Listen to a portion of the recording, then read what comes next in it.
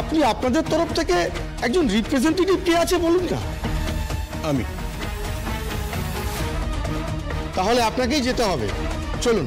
ঠিক আছে রানী ম্যাডাম, তুমি চিন্তা করো না, আমি আসছি, চলুন।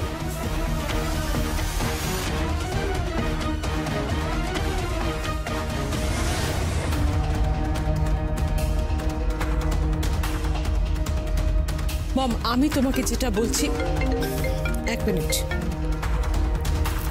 হ্যালো, পুলিশ এসেছিল। কেন? ওই ওই যেহেতু আমাদের কোম্পানিতে শাড়িগুলো ডেলিভারি করার ছিল, তাই কোম্পানির নাম দেখে আমাদের এখানে এসেছিল। মিস্টার চাকি ওখানে গেছে, আমাকে বলেছিল, কিন্তু আমি বলেছিলাম যে কালকে যেহেতু আমাদের বাড়িতে সেলিব্রেশন আছে, তাই আমি যেতে পারবো না। ভালো করেছো, কিন্তু আর কিছু বলেনি ওরা?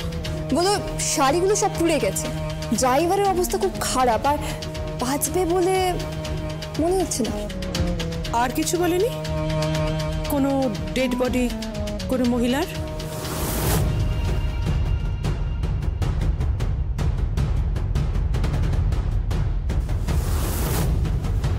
না সেরকম তো কিছু বলেনি, কিন্তু মিস্টার চাকি ওখানে পৌঁছলে আমি বুঝতে পারবো। ঠিক আছে, তুমি খোঁজ খবর নাও, আর আমিও খোঁজ নিয়ে দেখছি কি হচ্ছে। কি হলো? অ্যাক্সিডেন্টের ওখান থেকে পুলিশ এসেছে ওদের কাছে, কারণ ওরা রানীর বাড়ির অ্যাড্রেস পেয়েছে যে ওখানে শাড়ি ডেলিভারি হওয়ার কথা ছিল, তাই ওরা ওখানেই এসছে। ডেড বডি পেয়েছে কোনো? শোলকের ডেড বডি? না, এখনো কোনো ডেড বডি পায়নি। তবে পুঁটিরাম এখন ওখানে যাচ্ছে, ও গেলে হয়তো আমরা কোনো খবর পাবো, দেখা যাক।